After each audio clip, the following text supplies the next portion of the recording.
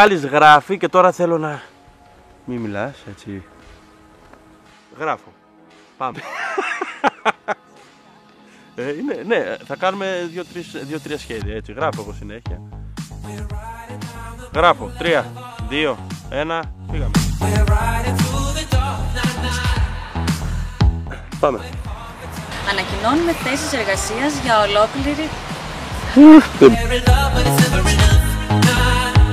Παιδιά, είστε έτοιμοι εσείς, έτσι? Ανέτοιμοι. Λοιπόν, τι πλάνο έχεις τώρα? Πόδι. Πόδι. Οκ. Μέχρι το πόδι. Φαίνεσαι όλοι, φαίνεσαι όλοι. Εγώ ή και τα παιδιά? Όλοι μαζί. Θες μόνο εσύ να φαίνεσαι? Εγωιστικά, έτσι.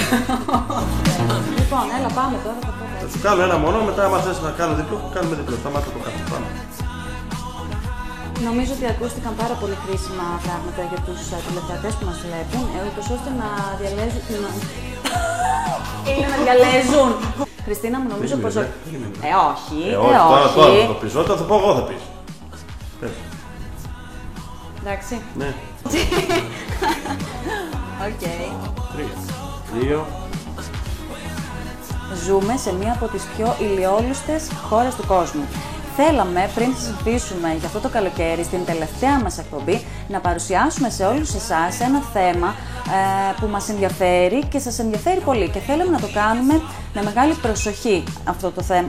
Τι λέω σήμερα? Μας ενδιαφέρει. Ζούμε αναμφίβολα σε μία από τις πιο ηλιόλουστες χώρες του κόσμου.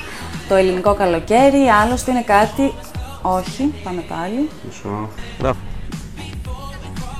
Ο κρόκος, το χρυσάφι της ελληνικής γης, όπως αποκαλείται, συγκαταλέγεται στα πιο προσφυλή και σημαντικά μπαχαρικά γιατί των αρχαίων πολιτισμών, ορίστε. 1-2. Μετά από 2 περίπου χρόνια. Κοίτα τώρα, κοιτάω εσένα και κοιτάω εκεί. Εκεί πρέπει να κοιτάω. Εντάξει, ναι. Ωραία. Χάβαλο. Είμαστε έτοιμοι.